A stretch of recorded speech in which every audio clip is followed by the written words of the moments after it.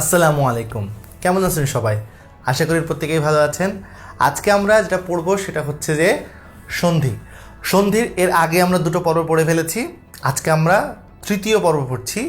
আর তৃতীয় পর্বে আমাদের মূল পড়ার উদ্দেশ্য হচ্ছে বিসর্গ সন্ধি। এখন এই বিসর্গ সন্ধির মধ্যে আমরা কিছু নিয়ম পড়ব, পাশাপাশি হচ্ছে আমরা কিছু প্রশ্নোত্তর পর্ব এখানে থাকবে। তো সেটা ভিডিও শেষের দিকে থাকবে। তো চলুন আমরা এখন রুলসের দিকে চলে যাই। বিসর্গ সন্ধি আসলে মূলত সহজ, মানে যেরকমটা স্বরসন্ধিটা অনেকটা কঠিন, তারপর দেখা যায় ব্যঞ্জন সন্ধি অনেকটা সহজ, তার থেকে আরও অনেক বেশি সহজ হচ্ছে বিসর্গ সন্ধি। তো চলুন আমরা একটু দেখে ফেলি। মূলত এই একটা জিনিস, একটা লাইন মাথায় রাখলে দেখা যায় যে সবগুলো উদাহরণ, মানে সবগুলো নিয়ম খুব সহজেই মাথায় রাখা যায়। সেই লাইনটা কি? লাইনটা হচ্ছে যদি শব্দের মাঝখানে ওকার কী ধরনের ওকার আমি লিখে দিয়েছি, ওকার আর হচ্ছে র বা রেফ যদি থাকে, আর শগুলা মানে তালব্য স, মূর্ধন্য স, দন্ত স যদি যুক্ত অবস্থায় থাকে, তাহলে সেই ক্ষেত্রে কী হয়ে যায়? বিসর্গ সন্ধি হয়। আমরা যদি কিছু উদাহরণ দেখি তাহলে সব করে বুঝবো। যেমন ওকার দিয়ে একটা উদাহরণ দেখি। ওকার যে উদাহরণটা হচ্ছে এরকম, ধরেন আমি বললাম হচ্ছে ততোধিক, তাহলে এই ক্ষেত্রে আমি ওকারটা উঠাই দিব। ওকারটা যদি উঠাই দিই তাহলে পরে এখানে প্লাস, এই পাশে কী রয়েছে? তত, আর এই পাশে হচ্ছে যদি ততোধিক যদি উঠায় দিই তাহলে যেটা হয় হচ্ছে এখানে অধিক। বেসিক্যালি এই সাইডে থাকে হচ্ছে অধিক। আর এই যে এখান থেকে ওকারটা দিলাম, ওকারটা উঠায় দেওয়ার বদলে এখানে কি হয়ে গেল? এখানে বেসিক্যালি হয়ে গেল হচ্ছে বিসর্গ। এই হচ্ছে নিয়ম। তত যোগ অধিক। তো এরকম আমরা যদি আরও কয়েকটা উদাহরণ দেখি তাহলে আমরা খুব ভালো করে বুঝতে পারবো। যেমন আমি আগে একটু মুছে ফেলি, তারপরে আমরা একটু দেখি। যেমন আমরা বলছি হচ্ছে নিরাকার।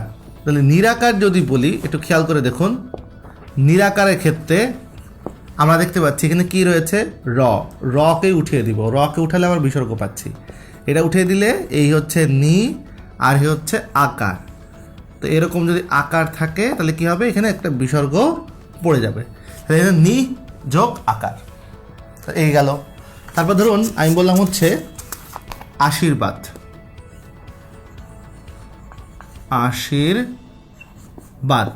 এখানে কি রয়েছে? রেফটা এই রেফটা উঠিয়ে দিতে হবে। উঠিয়ে দেওয়ার বদলে, রেফটার বদলে কি পাচ্ছি? বিসর্গ।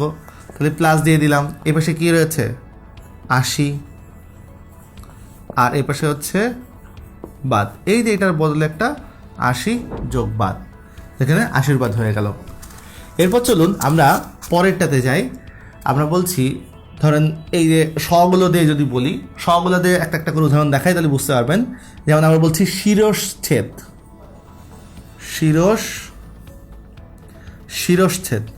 শিরশ্ছেদ বানানটা অনেকের কাছে অনেক কঠিন লাগে। দেখুন, শিরচ্ছেদ না, মূলত শিরশ্ছেদ। এই বানানটা হচ্ছে এরকম, শিরচ্ছেদ না, শিরশ্ছেদ। তাহলে এবার খেয়াল করে দেখুন এখানে কি রয়েছে? তালব্য স। অবশ্যই তালব্য স আপনারা দেখতে পাচ্ছেন, এখানে তালব্য সটা রয়েছে যুক্ত অবস্থায়। এই তালব্য স উঠে যাবে। তালব্য স যখন উঠে যাবে তাহলে এই তালব্য সর বদলে আমি দিলাম হচ্ছে, এখানে তো বিসর্গ তো আছেই, তো এখানে প্লাস, এ পাশে কী রয়েছে? শির, আর এই পাশে হচ্ছে ছেদ। এবার এই বিসর্গটা চলে আসবে হচ্ছে এখানে শির যোগ ছেদ। আশা করি বুঝতে পেরেছেন। এরপর আমরা পরেরটাতে যাই। আমরা হচ্ছে এখন মূর্ধন্য স দিয়ে একটু দেখব। মূর্ধন্য সটা হচ্ছে ধনুষ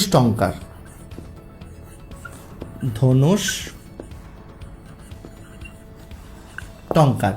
খেয়াল করে দেখুন এখানে কি রয়েছে? মূর্ধন্য স যুক্ত অবস্থায় রয়েছে। এটা উঠিয়ে দিলে আমি বিসর্গ পাচ্ছি। এবার এই পাশে প্লাস দিয়ে এই পাশে লিখবো হচ্ছে ধনু, আর এই পাশে হচ্ছে টঙ্কার।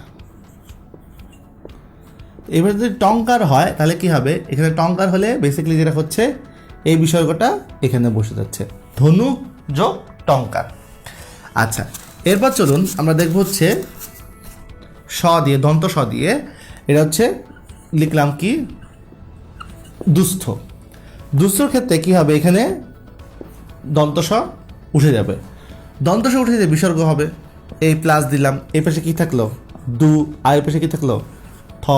এইবার এই বিসর্গটা এখানে বসে যাবে, দুঃ যোগ ঠ। এই হচ্ছে মোটামুটি হিসাব। এগুলো অনেক সহজ ছিল। এখন আরও বেশ কিছু সহজ রয়েছে, সেগুলো নিয়ে একটু কথাবার্তা বলি। যেমন আমি যদি কয়েকটা উদাহরণ বলি, যেগুলো হচ্ছে কোনো পরিবর্তন হয় না। এখন যেগুলো লিখবো সেগুলো কোনো পরিবর্তন হয় না। যেমন আমি লিখলাম হচ্ছে প্রাতকাল, প্রাতকাল। বা আমি যদি লিখি মনোকষ্ট, বা আমি যদি লিখি হচ্ছে শিরপীড়া, এগুলোর ক্ষেত্রে কী হবে একটু খেয়াল করে দেখুন। এগুলোর আমি আগে বলেছি কোনো পরিবর্তন হবে না, কারণ কি এগুলোতে কিন্তু অলরেডি বিসর্গ রয়েছে। যেহেতু অলরেডি বিসর্গ আছে, তার মানে কোনো পরিবর্তন এখানে হচ্ছে না। মাঝখানে আপনি শুধুমাত্র কী দিয়ে দিবেন, মাঝখানে শুধুমাত্র আপনি প্লাস দিয়ে দিবেন। এই প্লাস যদি দিয়ে দিই তাহলে কি হয়ে গেল, এগুলো বিচ্ছেদ হয়ে গেল। মানে বিচ্ছেদের ক্ষেত্রেও এখানে প্রাতযোগ কাল, মনোযোগ কষ্ট, শিরযোগ পীড়া এরকমটা হয়ে থাকে। তা আশা করি আপনার কাছে বিষয়টা অনেক বেশি সহজ। এখন একটু খেয়াল করে দেখুন, এছাড়াও কিন্তু আরও অনেকগুলো রয়েছে। যেমন আপনাকে একটা কথা বারবার বলি, যেগুলো রুলসের মধ্যে পড়ে সেগুলো রুলসের মধ্যে কিন্তু পড়ে। এর বাদেও কিন্তু আরও অনেকগুলো রয়েছে যেগুলো যে কোনো রুলসের মধ্যে পড়ে না। যেমন স্বরসন্ধির মধ্যেও কিন্তু অনেকগুলো রুলসের বাইরে রয়েছে, মানে যেগুলোকে আমরা নিপাতন সিদ্ধ বলি। যেমন কুলটা, কুলযোগ অটা, গবাক্ষ, মারতণ্ড, শুদ্ধোদন, অন্যান্য, এই সবগুলোই কিন্তু হচ্ছে দেখা যাচ্ছে যে স্বরধ্বনির মধ্যে আমরা পাই, যেগুলো হচ্ছে নিপাতনে সিদ্ধ। আমরা যদি হচ্ছে ব্যঞ্জন সন্ধির ক্ষেত্রে আসি, তাহলে দেখা যায় বাচস্পতি, তারপর হচ্ছে অহর্নিশ। যেমন অহর্নিশটা হচ্ছে বিসর্গ সন্ধির জন্য। এরকম অনেকগুলো রয়েছে, যেমন তস্কর, ভাস্কর, এরকম অনেক উদাহরণ পাই যেগুলো ব্যঞ্জন এবং বিসর্গের মধ্যে এগুলো হচ্ছে বেসিক্যালি মূলত পাওয়া যায়। এগুলো হচ্ছে নিপাতনে সিদ্ধ। এখন এই অনেক সময় পরীক্ষায় আসে, যেমন পরীক্ষায় যখন চট করে যখন চলে আসে বৃহস্পতি। এখন বৃহস্পতি যখন আসে তখন আপনারা চট করে এই নিয়মটার কথা মনে রাখেন, এই যে মূর্ধন্য স, তাহলে এখানে কি বৃহ এরকম লিখবেন না, বৃহস্পতির ক্ষেত্রে কি তা কিন্তু হবে না। বৃহস্পতির ক্ষেত্রে কী হবে, বৃহৎ যোগপতি হবে, কারণ ওটা নিপাতনে সিদ্ধ। আমি যদি বলি গোষ্পদ, গোষ্পদের ক্ষেত্রে কী হবে, ওটাও কিন্তু হচ্ছে নিপাতনে সিদ্ধ হবে। তো এরকম ব্যাপারগুলো দেখা যায়, আপনারা যদি একটু মনে রাখেন নিপাতনে সিদ্ধগুলো, তাহলে আপনাদের জন্য খুব বেশি ভালো হয়। কারণ এই নিপাতনে সিদ্ধ স্বরধ্বনিতেও রয়েছে, আবার এই যে এখন ব্যঞ্জন এবং বিসর্গ সন্ধি এগুলো বললাম, এগুলোর ক্ষেত্রেও কিন্তু রয়েছে। নিপাতনে সিদ্ধগুলো সবসময় হচ্ছে মুখস্থ রাখতে হবে। এখান থেকে যখন পরীক্ষা আসবে তখন কিন্তু আপনার আর কোনো কিছু করার থাকবে না, যা আছে যেটা বইয়ে লেখা আছে ওইটাই আপনাকে লিখে দিতে হবে, এর বাইরে কোনো কিছু লেখা যাবে না। এই গেল হচ্ছে নিপাতন নিষিদ্ধের আলোচনা। সর্বশেষ আরেকটা কথা বলতে যাই, সেটা হচ্ছে যে এই যে আমরা এত সন্ধি পড়ছি, মানে সন্ধি পড়ে লাভটা কি হচ্ছে, মানে সন্ধিটা কেন পড়ছি আসলে, বা সন্ধি পড়ার উদ্দেশ্য কি। সন্ধি পড়ার তেমন কোনো উদ্দেশ্য নেই। সন্ধি পড়লে একটা কাজ সেটা হয়, সেটা হচ্ছে শুনতে শ্রুতি মধুর হয়, বা স্বাভাবিক উচ্চারণের সহজ একটা প্রবণতা দেখা যায়, বা হচ্ছে ধ্বনিগত মাধুর্য বৃদ্ধি পায়, বা অনেক আয়াস বৃদ্ধি পায়। আয়াস বৃদ্ধি পাওয়া মানে কি, আয়াস বৃদ্ধি পাওয়াটা হচ্ছে একটু আরামটা বৃদ্ধি পায়। যেমন আমি যদি বলি, কথাটা যদি এরকম বলি, ধরেন আশা ও অতীত, মানে আশা ও অতীত এই কথাটা বলার থেকে আশাতীত কথাটা বলাটা অনেক সহজ না। যখন আশা এবং অতীত এই কথাটাকে যখন আমি সন্ধি করে ফেলি, যখন মিলন করে ফেলি, তখন কিন্তু দেখা যাচ্ছে যে এই মিলন করার ব্যাপারটা কিন্তু অনেক বেশি সহজ হয়ে যায়। মানে আমার উচ্চারণে অনেক বেশি আরাম দেয় এবং শ্রুতি মধুর হয়, ধ্বনিগত মাধুর্য বৃদ্ধি পায় এবং উচ্চারণে একটা সহজ প্রবণতা আসে। তো এই যে ধ্বনির যে, আমি যদি বলি সন্ধির উদ্দেশ্য কী, তাহলে আমি এগুলোই বলবো। সন্ধির উদ্দেশ্য বলতে হচ্ছে ধ্বনিগত মাধুর্য বা শ্রুতি মধুর, স্বাভাবিক উচ্চারণ সহজ প্রবণতা, বা আমাদের আয়াস বৃদ্ধি পাওয়া, আয়াস মানে অনেক বেশি আরাম বোধ হয় এগুলো বলতে গিয়ে। আর স্বাভাবিকভাবে এটা বাংলা সাহিত্যের একটা অলঙ্কারও বটে, কারণ সন্ধি বিচ্ছেদ হওয়ার কারণে কিন্তু অনেক শব্দ অনেক শব্দগুলো দেখা যায় সংক্ষেপে উচ্চারিত হয়, অনেক কিছুই কী হয় সংক্ষেপে উচ্চারিত হয়। তো এই হচ্ছে মোটামুটি সন্ধির আলোচনা ছিল। তো আমরা এই পর্যায়ে এসে একটা কাজ করব, বেশ কিছু প্রশ্ন দেখব। তো চলুন আমরা কয়েকটা প্রশ্নর কাছাকাছি চলে যাই। আশা করি আপনারা এটা দেখতে পাচ্ছেন। আমরা এখানে স্ক্রিনে যে প্রশ্নগুলো দেখতে পাচ্ছি, সেই প্রশ্নগুলো হচ্ছে এরকম, খেয়াল করে দেখুন, কোনটি সন্ধির উদ্দেশ্য। আমি একটু আগে এটা নিয়ে আলোচনা করছিলাম, কোনটি সন্ধির উদ্দেশ্য। স্বাভাবিকভাবে এখানে বোঝাই যাচ্ছে শব্দের মিলন কি সন্ধির উদ্দেশ্য না, শব্দ তো হয় না। আমরা পুরো ক্লাস জুড়ে দেখেছি সবগুলো কি হয়, ধ্বনির মিলন হয় পুরো ক্লাস জুড়ে, তো বর্ণের মিলনও না। তাহলে এখানে যেটা হবে সেটা হচ্ছে যে ধ্বনিগত মাধুর্য সম্পাদন, শব্দগত না, ধ্বনিগত মাধুর্য সম্পাদন। আশা করি বুঝতে পেরেছেন। আমরা দেখি পরের প্রশ্নে চলে যাই। বলা হচ্ছে সন্ধির প্রধান সুবিধা কি? অবশ্যই সন্ধির প্রধান সুবিধা হচ্ছে উচ্চারণের সুবিধা। খুব স্বাভাবিক, উচ্চারণের সুবিধার জন্যই কিন্তু সন্ধিটা করা হয় আর কি। আচ্ছা, এরপর বলা হচ্ছে কোনটি নিপাতনের সন্ধি? একটু আগে বলছিলাম অন্যান্য, অন্য যোগ অন্য, এটা হচ্ছে নিপাতনের সন্ধি। আর নিপাতনগুলো আমি একদম বরাবরই বলি মুখস্থ করে ফেলার জন্য। মুখস্থ করে ফেলে যেটা হবে এটা আমাদের জন্য অনেক বেশি সহজ হয়ে যাবে। আচ্ছা, এরপরে চলুন আমরা পরেরটাতে যাই। পরেরটা বলা হচ্ছে ষোড়শ। ষোড়শের সন্ধি বিচ্ছেদ কোনটি হবে? অবশ্যই যেহেতু র রয়েছে তার মানে রটা কী হয়ে যাবে? ট হয়ে যাবে, কারণ ওই রটাই তো হচ্ছে প্রথম বর্গীয় বর্ণকে কী করবে? নির্দেশ করবে। আমি যদি আপনারা ব্যঞ্জন সন্ধির মধ্যে খেয়াল করে দেখেন তাহলে এটা কিন্তু প্রথমে পড়ানো হয়েছিল। রটা কী হয়ে যাবে? ট, প্রথম বর্গে চলে যাবে। আচ্ছা, তাহলে ষট যোগ 10, আশা করি বুঝতে পেরেছেন। এরপর খেয়াল করে দেখেন এই ষোড়শটাও কিন্তু হচ্ছে নিপাতন সিদ্ধর মধ্যে পড়ে। আচ্ছা, অন্বেষণ। অন্বেষণটা এটা অন্বেষণটা কী হবে? অন্বেষণটা কিন্তু কোন সন্ধির মধ্যে পড়ছে? ব্যঞ্জন সন্ধি বিসর্গ নিপাতন সিদ্ধ না, এটা স্বরসন্ধির মধ্যে পড়ছে। তো এই অনু যোগ এষণ, তো এই যে অন্বেষণ, তো এই জন্য স্বরসন্ধির মধ্যে পড়ছে। আচ্ছা, তারপর একটু খেয়াল করে দেখুন যে কোনটি বিশেষ নিয়মে সাধিত হচ্ছে।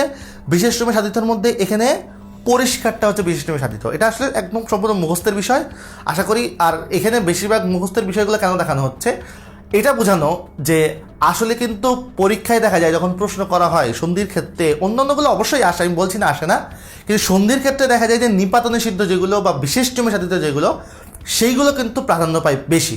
তো আমাদের এখানেও সেটা প্রাধান্য পেয়েছে, আশা করি বুঝতে পেরেছেন। এরপর খেয়াল করে দেখুন যে কোনটির নিয়ম অনুসারে সন্ধি হয় না? কোনটি নিয়ম হয় না? অবশ্যই কুলটা। কারণ কি এটা হয় হচ্ছে এটা বিশেষ নিয়মে সাধিত, আমরা জানি এটা হচ্ছে কুল যোগ অটা হয়। আচ্ছা, এরপর খেয়াল করে দেখুন যে মনীষা শব্দের সন্ধি বিচ্ছেদ কোনটি? হ্যাঁ, মনীষা শব্দের সন্ধি বিচ্ছেদ হচ্ছে মনস যোগ ঈশা। আচ্ছা, তারপর আমরা দেখতে পাচ্ছি যে গায়কের কোনটা হবে? গায়কের হচ্ছে গৈ যোগ অক, কারণ অয়টা যদি হয় তাহলে পরে এখানে ওই হয়ে যায়। তো আশা করি ওই স্বরসন্ধির নিয়ম অনুযায়ী এটা গৈ যোগ কী হয়ে যাবে? গৈ যোগ হচ্ছে অক হয়ে যাবে। আচ্ছা, এরপর চলুন পরীক্ষা কী হবে? পরীক্ষা হচ্ছে অবশ্যই পরিযোগ ইক্ষা। এখানে হচ্ছে একটু ক নাম্বারটা উত্তর হবে না, মূলত উত্তর হবে হচ্ছে খ নাম্বারটা, পরিযোগ ইক্ষা। এখানে যদিও লাল দাগ দিয়ে দেওয়া হয়েছে, এখানে উত্তরটা হবে হচ্ছে খ নাম্বার, পরিযোগ ইক্ষা। আচ্ছা, তারপর খেয়াল করে দেখুন যে সন্ধি ব্যাকরণের কোন অংশ আলোচিত হয়? এটা শুরু থেকে বলে আসছি, অবশ্যই এটা শব্দের মিলন না, এটা ধ্বনির মিলন, তাই অবশ্যই এটা ধ্বনিতত্ত্বে আলোচিত হবে। আচ্ছা, তারপর খেয়াল করে দেখুন কোন ক্ষেত্রে সন্ধি করার নিয়ম নেই। অবশ্যই আমরা জানি যে সন্ধি কী জন্য করি, উদ্দেশ্যের মধ্যে আমরা পড়েছিলাম। সেখানে আমরা পড়েছিলাম যে স্বাভাবিক উচ্চারণে সহজ প্রবণতা হলে অবশ্যই হয়, ধ্বনিগত মাধুর্য সেটাও আবার শ্রুতিমধুর। সবশেষে যেটা রয়েছে ঘ নাম্বারটা, সেটা হচ্ছে আয়াসের লাঘব হলে। না, আয়াসের লাঘব হয় না, আয়াসটা বৃদ্ধি পায়, মানে আরামটা বৃদ্ধি পায়। তো যেহেতু আরামটা বৃদ্ধি পাচ্ছে তো এই জন্য 4 নম্বরটাই কি হচ্ছে? উত্তর হবে। তো আশা করি বুঝতে পেরেছেন যে সন্ধির ক্ষেত্রে প্রশ্নগুলো কীরকম আসে। প্রশ্নগুলো অনেক বেশি সহজ হয়ে থাকে। তো এই সহজ প্রশ্নগুলো পারার জন্য আশা করি সন্ধিটা পুরোপুরি মুখস্থ করে ফেলবেন, এবং যে লজিক্যাল অনুযায়ী আপনাদেরকে বিচ্ছেদগুলো দেখানো হয়েছে সেই বিচ্ছেদগুলো প্রত্যেকটা পর্বের মধ্যেই দেখানো হয়েছে। আশা করি সেগুলো আরও মনোযোগ দেখলে আপনাদের অনুশীলনে অনেক বেশি সহায়তা হবে। এই আশা করে আজকের মতো এখানেই বিদায় নিচ্ছি।